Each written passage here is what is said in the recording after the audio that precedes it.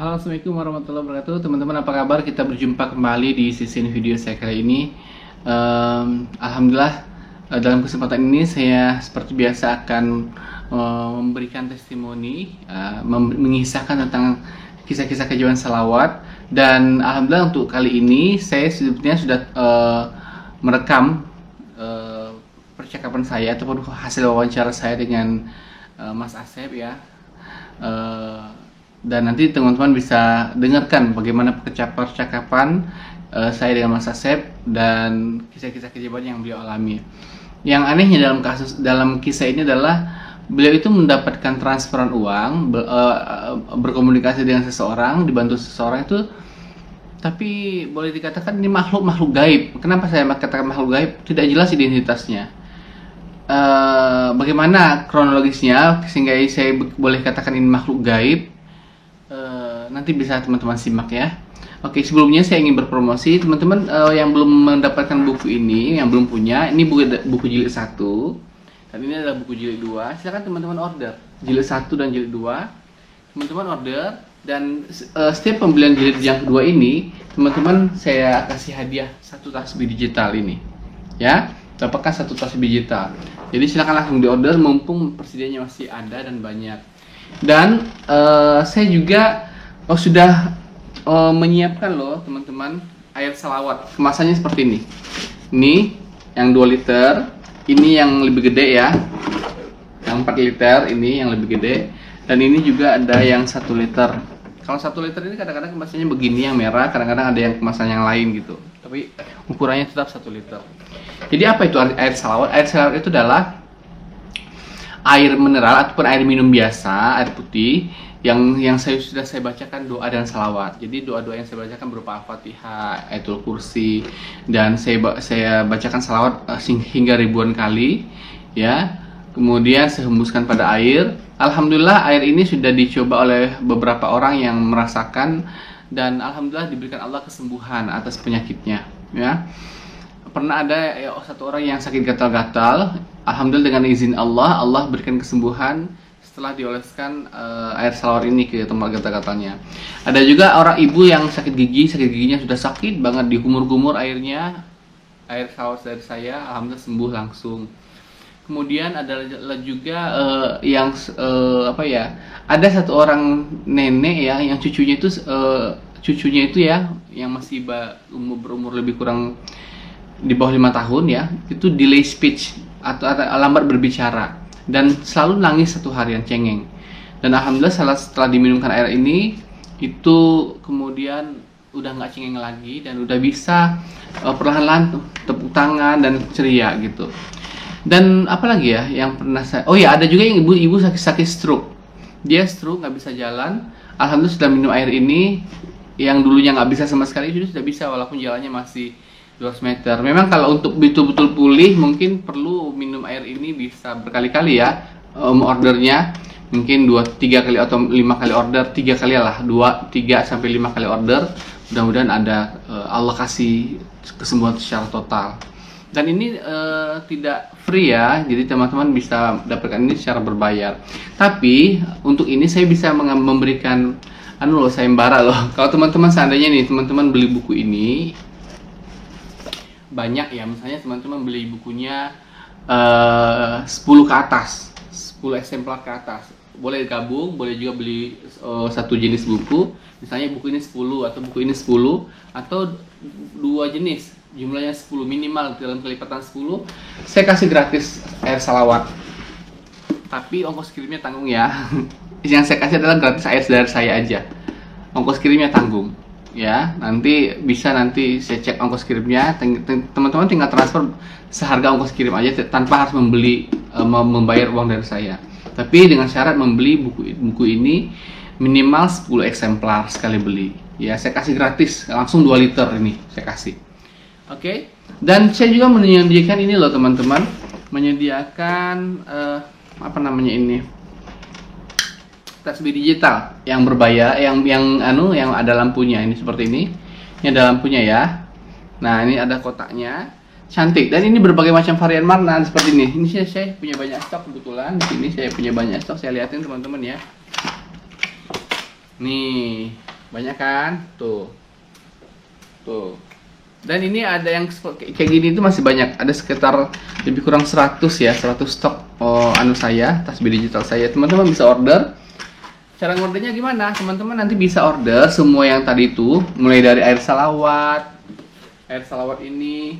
Kalau teman-teman mau order lewat Tokopedia bisa. Jadi nanti kalau belum punya Tokopedia, download dulu Tokopedianya, install Tokopedia, kemudian nanti setelah Tokopedia-nya dibuka, silahkan order lewat nama toko saya Mukhlis Duri, MUCHLIS, Mukhlis Duri.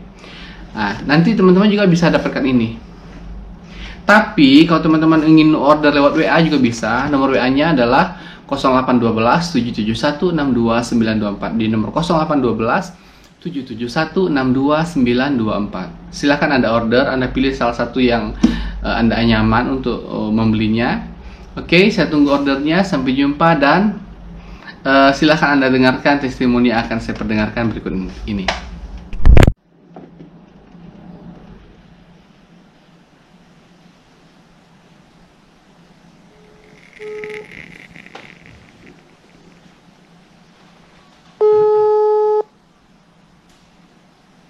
Halo. Assalamualaikum. Waalaikumsalam warahmatullahi wabarakatuh. Ya Mas Asep.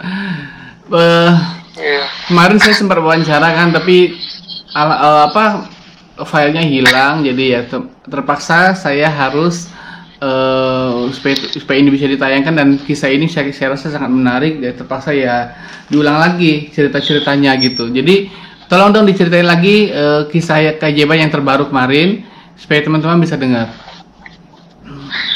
Oh iya, Assalamualaikum warahmatullahi wabarakatuh. Saya Asep, saya tunanetra. Asal saya dari kota Bandung. Alhamdulillah kemarin selama saya Ramadan, sama di bulan Ramadan dari tanggal 1 Ramadan sampai 21 Ramadan, banyak banget keberkahan yang saya dapatkan. Yang pertama itu, ini Pak Ustadz, saya waktu ke Solo, waktu mau mengikuti pondok pesantren Ramadan di Habib Novel Alidus, itu saya di situ 2 hari sebelum keberangkatan saya diuji nggak ada uang 1.000 pun gitu, tapi daftar udah gitu. Saya bingung nih gimana caranya saya bisa hadir di sana Pak Ustadz. Waktu itu Mas masih kerja ya? Masih kerja di tempat sebelumnya atau gimana waktu itu? Kebetulan masih tempat yang lama, tapi udah resign Pak Ustadz, udah mengundurkan diri gitu. Karena pengen ikut pesantren. Iya. Ya, habis itu singkat cerita kan saya resign pun kan saya nggak dapat bahasa ininya apa Pak? Nggak dapat pesangon atau apalah gitu. Jadi ya resign. Tuh di sini udah jauh-jauh hari sih, udah dari sebelum Ramadan, 3 minggu sebelum Ramadan udah mengajukan diri resign, Bapak yang fokus Ramadan itu memperbaiki akhlak gitu. Akhirnya di ACC, ya singkat ceritanya itu, ini saya pengen banget bisa memperbaiki diri. Akhirnya saya pengen daftar ke pondok pesantren Raudo Habib Novel. Itu juga butuh perjuangan Pak Ustadz. Awalnya saya nggak bisa masuk dikarenakan saya tunanetra. Akhirnya saya terus baca sholawat kencengin, saya nggak mau tahu, ya Allah saya pengen belajar di keturunannya Rasulullah, kata saya teh. Tiba-tiba saya teh ini Pak Ustadz nge-WA pakai WA saya yang satunya, tapi saya nggak bilang bahwa saya tunanetra gitu Pak Ustadz. Alhamdulillah bisa Pak Ustadz dikasih link. Akhirnya mereka teh tim panitia di sana tahu saya tunanetra itu ketika saya posisi udah di terminal, udah di Solo Pak Ustadz. Gitu. Bahasa ini saya tunanetra, mohon bantuannya, minta dijemput gitu. Ya mungkin mau nggak mau mereka akhirnya kan membantu saya untuk bisa ke pesantren gitu. Terus 2 atau 3 hari sebelum Ramadan gitu saya diuji, saya nggak ada uang Pak Ustadz, uang saya udah ya karena ada sesuatu hal gitu. Saya bingung gimana nih kalau saya nggak ada uang. Tinggal berapa lagi duitnya? Memang nol sama sekali nggak ada punya, 1.000 pun nggak punya? Saya kalau di ATM itu, kalau di tangan itu nggak ada Pak Ustadz. Kalau di ATM itu ada 50.000. Oh gitu ya Wes. Terus lanjutkan. Iya. Saya tahu situ, ya Allah saya pengen banget sampai apa ya, kalau bahasa lebay saya sampai nangis, nggak mau tahu, saya pengen belajar di Habib Novel, saya mengagumi beliau. Tiba-tiba sehari sebelum Ramadan saya udah dimasukin ke grup peserta pondok pesantren Habib Novel. Dan saya itu tiba-tiba saya tuh pengen ngechat satu orang itu Pak Ustadz, minta doa, minta bantu dengan sholawat supaya bisa ke sana gitu. Ya kata beliau, bilangnya, emang terkendala sama apa, katanya gitu. Saya nggak bilang terkendala sama apanya gitu. Tiba-tiba beliau minta nomor rekening. Awalnya saya nggak inilah, beliau ini anggota grup gitu. Iya, anggota grup peserta pesantren itu. Tapi ngechatnya di grup atau di pribadi? Ngechatnya di grup atau di pribadi? Apanya Pak Ustadz? Ngechat ngobrol sama dia itu di grup kah atau langsung ngechat WA langsung ke orangnya langsung, bukan di grup? Saya ke orangnya langsung, tiba-tiba pengen ngechat orang ini gitu Pak Ustadz gitu. Padahal kan orang banyak tuh ratusan, kenapa kok pengen yang ini gitu. Terus habis itu beliau minta nomor rekening, tadi sama saya diabaikan gitu, takut bencana, tapi pas ini beliau nanyain terus. Akhirnya saya coba kirim nomor rekening saya, alhamdulillah beliau kata, Mas udah saya transfer ya buat tiket ke sini katanya. Mudah-mudahan kita bisa ketemu di sini, belajar bareng di Habib Novel. Sebentar Mas, iya siap. Sebentar Mas Asep, saya yang sebelum paham itu, kenapa kok masih belum proses pendaftaran, masih kan belum diterima nih, karena Mas Asep ada kesulitan. Iya. Kok udah bisa masuk grup? Emang itu grup apa gitu? Itu grup WA Pak Ustadz. Maksudnya grup WA itu kan grup WA untuk yang masuk pesantren itu kan, tapi kan belum masuk nih, masih mau daftar. Kok bisa ada grupnya? Saya di WA yang satunya udah daftar Pak Ustadz, yang kata saya bilang sebuah saya nggak tunanetra gitu. Oh gitu. Kan dia saya WA kan ada dua, yang satunya saya langsung mendahulukan bahasa tunanetra gitu. Alhamdulillah ya bahasa ininya mah mungkin belum rezeki ya gitu. Akhirnya saya nekat di WA yang satunya nyoba. Itu di situ saya udah daftar Pak Ustadz, pas dapat link itu langsung, pas saya ngomong saya pengen ikut pondok pesantren itu langsung dapat link pendaftaran gitu. Oke. Gitu Ustadz. Oke. Terus lanjutkan. Habis itu saya dikasih buat biaya ongkos tiket Ustadz gitu. Di Ramadan pertama, Ramadan pagi, Kamis itu saya langsung buru-buru dari berangkat pesen tiket ke terminal. Dia transfer berapa? Alhamdulillah ada tuh 700.000 rupiah. Oke, terus? Iya, habis itu saya singkat cerita saya daftar pesen tiket ke agen. Alhamdulillah ada keberangkatan dari jam 2 siang gitu. Dan Masya Allah pun itu dari kosan saya ke terminal juga, Masya Allah udah baik banget sama saya Pak Ustadz, dan nurunkin hamba-hamba Allah terbaik. Jadi dipermudah Pak Ustadz, sama si ojek online-nya dianterin ke agen tiket.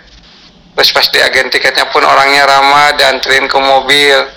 Di mobil pun saya alhamdulillah dapat beberapa penumpang tuh yang baik banget gitu, nemenin buka, nemenin sahur, beliau yang nuntun, yang ngarahin, padahal itu akhwat gitu. Gitu. Terus habis itu nyampe ke terminal Tito Solo. Di situ pun akhwat itu masih mau Pak Ustadz nuntun saya sampai ke gerbang luar terminal itu, sampai dia bilang, Mas saya anterin ya. Oh jangan Pak, Mbak kan mau pulang ke Jember, nggak apa-apa, nanti ketinggalin mulos. Kan nanti bus mah bisa pesan lagi tik. Mas? Ya, Assalamualaikum Pak Ustadz. Tadi terputus loh. Tadi kan sampai diantarin perempuan itu. Terus gimana? Iya, diantar sama perempuan itu. Habis itu saya singkat cerita nyampe ke pondok pesantren Habib Novel. Dan Masya Allah di situ Pak Ustadz keberkahan pun mengalir Allah berikan kepada saya. Saya kan nggak ada uang nih, otomatis kan nggak kerja ya Pak Ustadz. Tapi itu selama saya 21 hari penghasilan saya kayak penghasilan saya bekerja Pak Ustadz. Oh iya? Iya saya tiba-tiba ada keluarganya Habib Novel, beliau Habib yang Husain Al-Habsyi. Tiba-tiba saya pengen ketemu sama beliau, dipermudah sama Allah, terus Beliau nanya kesini sama siapa, saya sendiri, gimana kerja di mana, saya bilang saya udah nggak kerja karena pengen ikut kajian di sini sama pengen memperbaiki suatu waktu. Tiba-tiba ya beliau minta alamat rumah ibu saya di kampung gitu. Akhirnya saya kasih, beliau tiba-tiba ini ngirim paket buat ibu yang isinya kurma, mukena sama uang Pak Ustadz gitu di amplop. Masya Allah gitu. Terus? Beberapa hari kemudian tongkat saya hilang Pak Ustadz.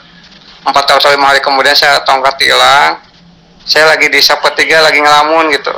Saya nggak ada uang.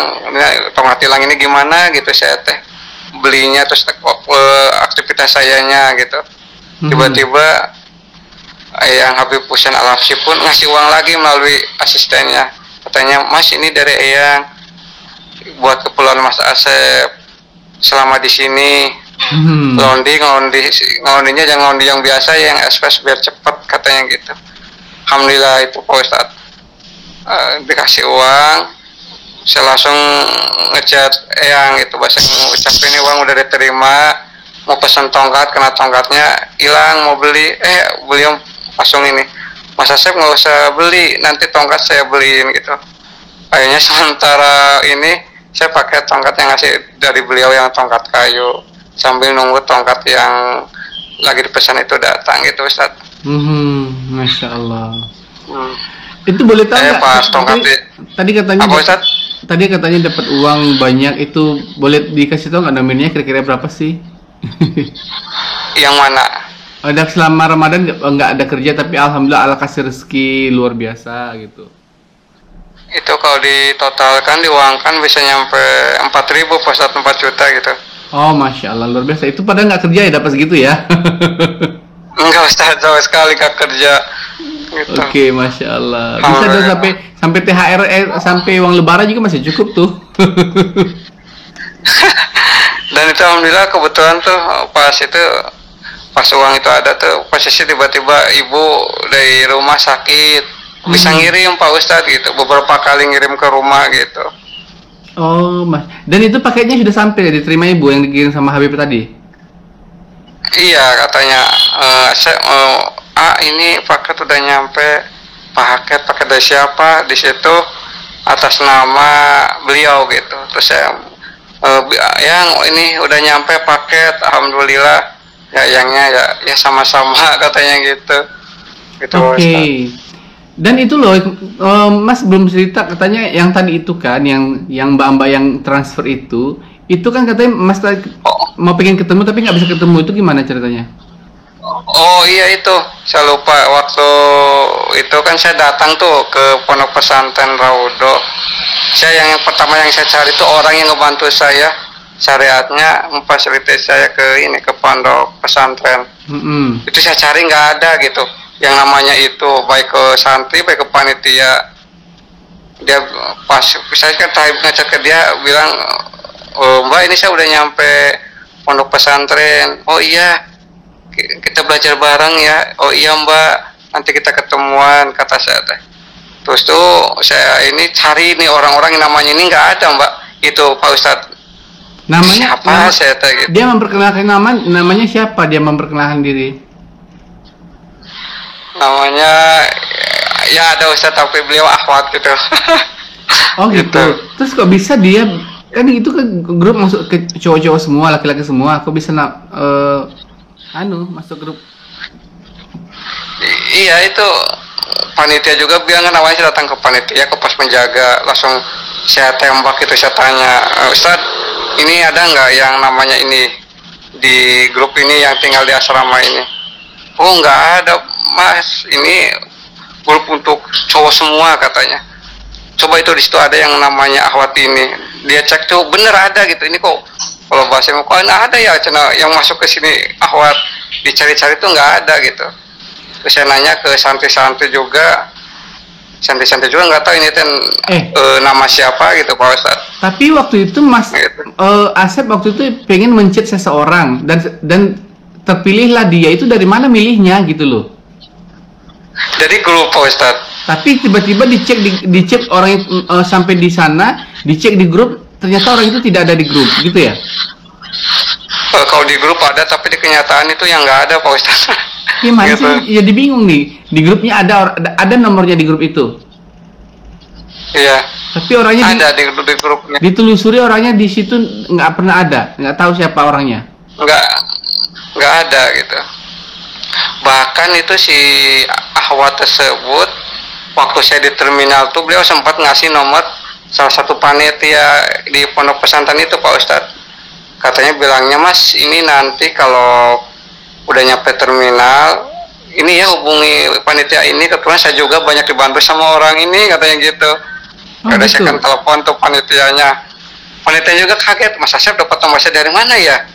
Dari Mbak ini. Mbak siapa? Ini yang ada di grup. Katanya dia sering dibantu sama Mas. Panitianya juga bingung bantu gimana kan, Ikhwan sama Ikhwan, Ahwat sama Ahwat gitu bilangnya.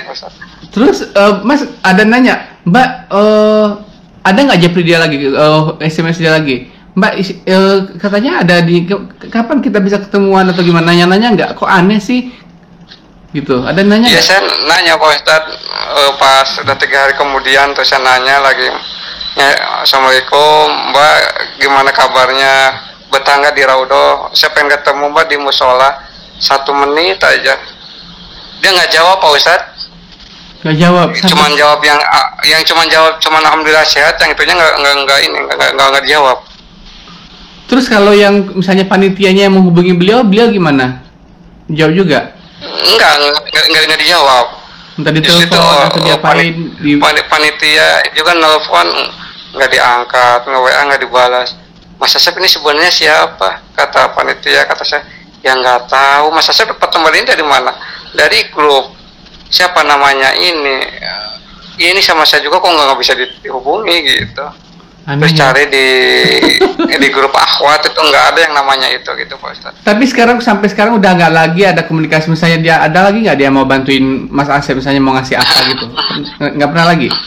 Terakhir dia tiba-tiba pas ini kan waktu itu saya itu kan dia udah tahu tuh pondok kajian pesantren Ramadan itu sama 20 hari ya di Habib Novel. Oke. Dia tuh tiba 2 hari sebelum saya pulang ke Bandung, dia transfer lagi Ustaz. Berapa banyak? Masih udah transfer. Ya sama seperti yang pertama itu. Gitu. Lagi. Oke. Iya, ini buat ongkos ya katanya. Mbak teh siapa sih Mbak? Saya penasaran. Tapi gitu. saya juga bingung. Kalau dari bukti transfernya Mas nggak bisa lihat ya, buktinya kan ada tuh nama identitasnya, nomor rekeningnya dari mana asalnya kan nggak bisa lihat ya, susah juga ya.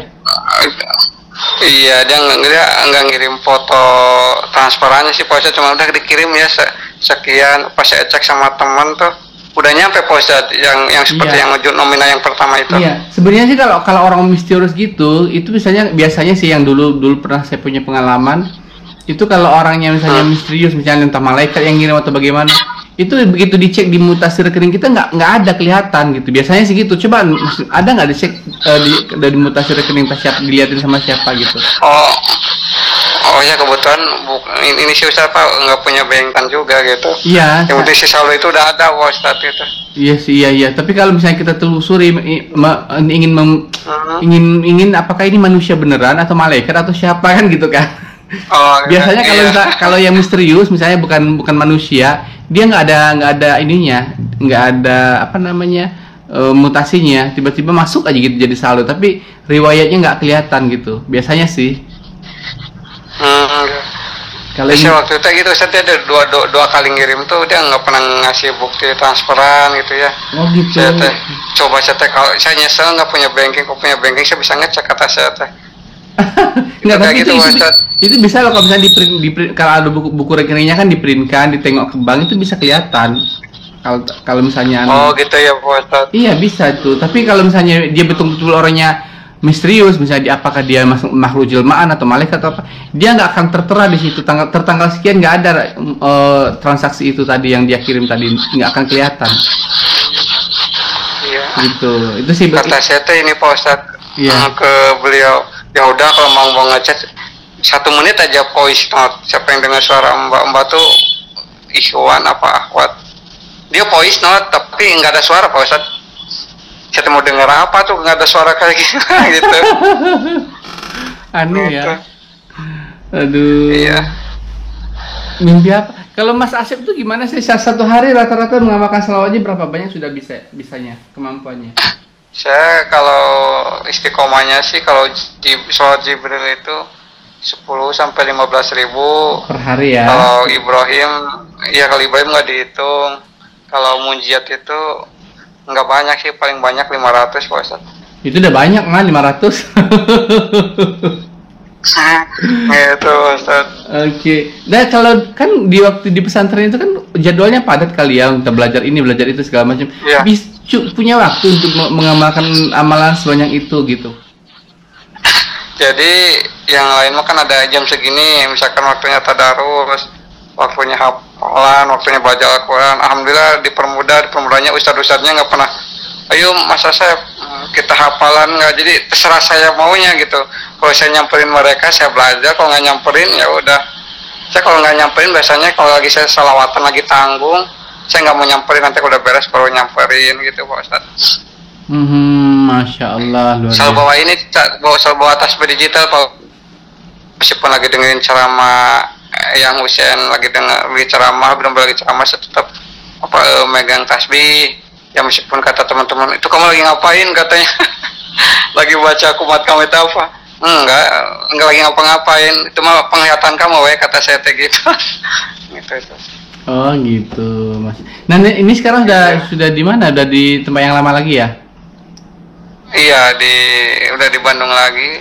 Dan pulang pun kesini pun sama Pak Ustadz. Alhamdulillah Allah bantu juga gitu.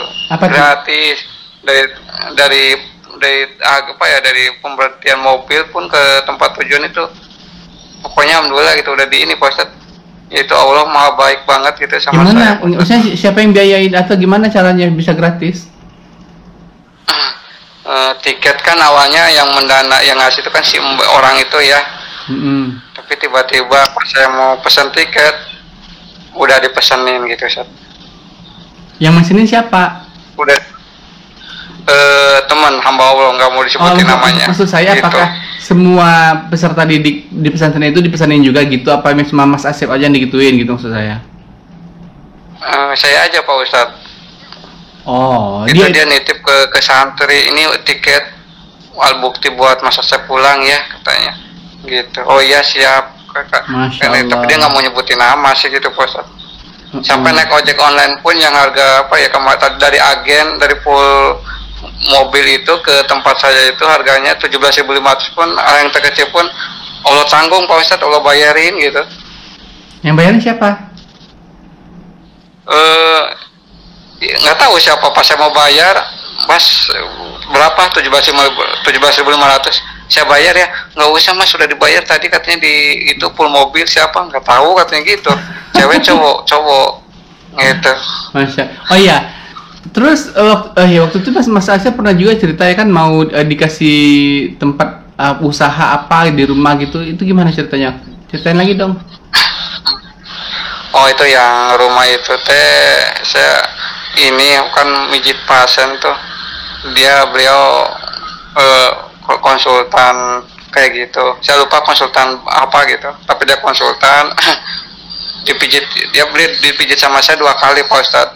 Yang pertama sih ya kita hanya sehat, nanyain kabar sambil ini biasa. Terus yang pijitan yang kedua beliau nanya, udah berapa lama kerja di sini? Kata saya udah lama sekian tahun.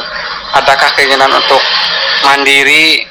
Ada, kenapa nggak lakukan? Ya uangnya belum cukup Pak, apalagi kan untuk buka pijit itu awal modal pertama itu harus gede gitu, belum nyewa ini rumah, belum ini. Oh mau nggak kerja sama saya, bilangnya kayak gitu. Awalnya sih bilangnya kerja sama gimana Pak? Iya Kang Asep jadi pengelola katanya gitu. Oh ya kalau Bapak percaya, oh gitu. Udah situ udah nggak ada komunikasi, tapi sempat tukeran nomor di WA itu. Beliau nanya, Kang Asep mau nggak katanya kerja sama saya gitu. Akhirnya ya saya mau Pak, tapi kita cek dulu ya, survei dulu. Akhirnya saya sama beliau tuh ke salah satu kota yang ada di Jawa Barat gitu Pak Ustadz.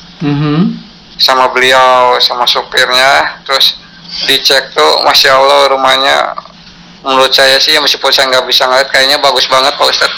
Rumahnya bagus, halamannya luas, parkirannya pun luas, pinggir jalan strategis banget Pak Ustadz. kanan kiri perbelanjaan, sekolahannya Pak, di tengah kota lah Pak Ustadz gitu. Oke, Masya Allah. Dan itu pas apa Pak Ustadz? Apa lagi? Rencananya Mas Asep mau di sana kapan? Masih lama? Tadinya kan sih beliau pengen tuh rumah itu pengen diisi sama saya tuh Ramadan gitu, karena saya berpikir jangan Ramadan itu tanggung, apalagi kan saya udah keinginan banget tahun ini itu saya udah nggak mau mikir materi dulu, saya pengen memperbaiki akhlak sama sholat dulu gitu. Hanya saya jelasin, kata beliau, oh ya udah habis lebaran aja Syawal ya Mas Asep diisi. Oh ya siap, pokoknya Mas Asep mah duduk manis, tahu-tahu ke sana udah rumah saya itu udah berbentuk klinik pijit. Jadi siapapun itu nggak ngeluarin modal Pak Ustadz gitu. Nggak ngeluarin modal untuk ngecat, untuk bikin sekat-sekat pijit, untuk apa. Bahkan di rumah itu kan ada ini ya, ada apa, asisten rumah tangganya. Itu pun yang ngegaji beliau gitu. Oh, artinya beliau minta Mas Asep ayo dong kerja dengan saya. Apakah maksudnya beliau itu minta begitu? Apakah nanti Mas Asep bagi hasil dengan beliau atau gimana? Awalnya waktu komunikasi awalnya seperti itu, tapi pas saya ke sana dia ngobrol sama saya gitu. Ya udah Mas Asep, sementara ini kan saya nggak tahu nih rumah ini mau dipakai apa, untuk dijual saya nggak ada kepikiran dan nggak mungkin saya jual. Sok aja pakai aja sama Mas Asep sepuasnya, suka Mas Asep mau berapa tahun, kata saya. Terus bagi hasilnya nggak usah mikirin bagi hasil katanya. Sini bayar ini nggak usah katanya, yang penting Mas Asep mandiri. Saya senang kalau Kang Asep ada keinginan untuk mandiri biar bisa bantu orang tua katanya. Jadi gitu, kalau misalnya termasuk juga misalnya listrik di rumah itu yang bayarin bukan Mas Asep juga, kalau misalnya Mas Asep di situ dia juga yang bayar semua? Enggak, iya, cuman dia bilang ya saya sih pesan jaga ibadah aja gitu, saya nitip doain saya di sini ya gitu. Masya Allah, gitu, luar biasa. Terus itu pas saya nanya ke teman saya yang bisa ngeliat kan dia ikut, Mas ini berapa Mas rumah ini kalau disewa? Masa kan di daerah situ tuh rumah segitu tes setahun bisa 30 lebih Pak Ustadz, 30 juta lebih. Lebih kurang ya. Dan di tempat itu ada tetangganya, rame penduduk di situ. Tetangga tuh di belakang rumah tersebut, soalnya di kanan kiri rumah itu teh ruko-ruko, terus seberangnya itu pusat perbelanjaan, gor kayak gitu, bajang buat olahraga Pak Ustadz. Oh, itu kan di tempat strategis dong berarti kalau gitu. Iya, ya strategis banget Pak Ustadz. Makanya kok mimpi gitu, ini mimpi apa beneran gitu saya teh. Itu Pak Ustadz. Kalau boleh tahu sejak awal Mas Asep mulai bersalawat sampai kemudian dapat keberkahan seperti ini sudah berapa lama sih Mas Asep rutin bersalawat itu? Ada nggak? Ada setahun atau 2 tahun nggak? Lebih? Saya teh awalnya teh kena salawat teh pas musim Covid Pak Ustadz. Yang itu pun yang pertama saya ini yaitu channel Pak Ustadz gitu. Covid itu tahun 2020 ya? Jibril. Tahun 2020 tahun berapa? Apa Pak Ustadz? Awal mula kenal iya, tahun 2020 ya?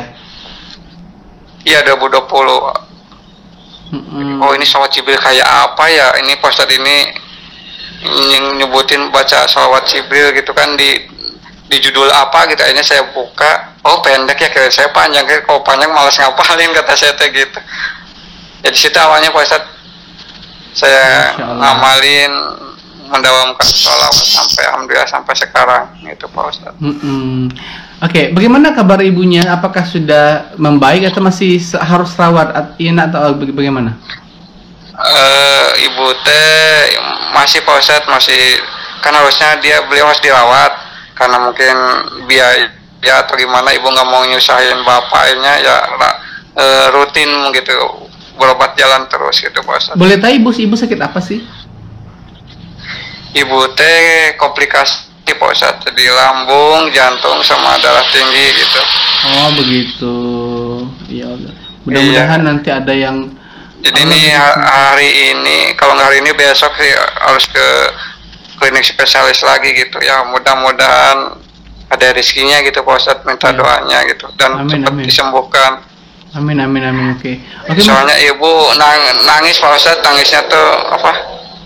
saya sedih nggak bisa sholat ke masjid, saya sedih nggak bisa puasa, dan saya itu pun tahu beberapa hari ke belakang Pak Ustadz kayak saya beliau tuh puasa gitu. Ketika ditanya kan, iya alhamdulillah lagi puasa katanya gitu. Habis taraweh ternyata enggak Pak Ustadz, saya dengar dari bapak tuh mama tuh nggak puasa katanya, nggak sholat, tapi beliau nangis terus karena sakit nggak bisa ibadah gitu Pak Ustadz. Oh, nangisnya itu bukan karena nahan sakit, tapi nangisnya karena sedih nggak bisa kemana-mana gitu ya? Iya Pak Ustadz. Oke. Kan beliau ibu tuh rajin banget gitu sholatnya, saumnya pas diuji sakit ini beliau kan nggak bisa ngapa-ngapain di kamar gitu. Oke, Masya Allah Mas Akses. Semoga nanti Allah berikan bantuan entah dari arah mana saja yang Allah kehendaki ya, dimudahkan semua. Oke. Amin Pak Ustadz. Iya, oke. Terima kasih loh Mas Akses sudah bercerita di sini. Semoga bisa menjadi inspirasi untuk teman-teman semua yang mendengarkan ya. Amin. Ya saya juga mohon maaf Pak Ustadz kalau ada kata-katanya yang nggak tersusun, soalnya kan gugup gitu. Ya, mohon doanya juga. Semoga Allah berikan kita semua keberkahan, dimudahkan urusannya. Amin amin ya rabbal alamin. Amin ya Allah. Amin. Terima kasih Mas Asep ya. Saya undur dulu ya. Ya. Oke. Ya Pak Ustadz. Ya. Assalamualaikum warahmatullahi wabarakatuh. Waalaikumsalam warahmatullahi wabarakatuh. Oke, teman-teman, itulah tadi wawancara saya dengan Mas Asep. Mas Asep ini adalah seorang yang tunanetra atau tidak bisa melihat ya, tapi Allah berikan luar biasa. Beliau ini alhamdulillah Allah berikan rezeki dengan mudah, dimudahkan oleh Allah. Jadi kalau orang yang dari segi zohirnya seperti dia punya kekurangan misalnya ya, tunanetra atau apapun, itu kalau dia hanya mengandalkan kebisaan dia atau kemampuan dia, itu kebanyakan sih hidupnya susah ya. Tapi dengan keberkahan salawat ya, keterbatasan yang dia punya tidak membuatnya hidup susah, dimudahkan oleh Allah. Allah gerakkan hati-hati manusia, Allah datangkan orang-orang yang baik yang senantiasa berempati kepada beliau. Nah, disitulah keberkahan amal-amal salawat. Jadi teman-teman, dimanapun Anda, siapapun kita, ayo kita perbanyak salawat untuk kita bisa mendapatkan keberkahan yang banyak dari Allah SWT. Bagi teman-teman yang ingin bercerita dan bertestimoni di channel saya, jangan lupa untuk mengirimkan testimoni Anda ke WhatsApp dengan nomor 0812 771 62924, ke WA dengan nomor 0812 771 62924. Sampai jumpa pada video-video saya berikutnya dan Assalamualaikum warahmatullahi wabarakatuh.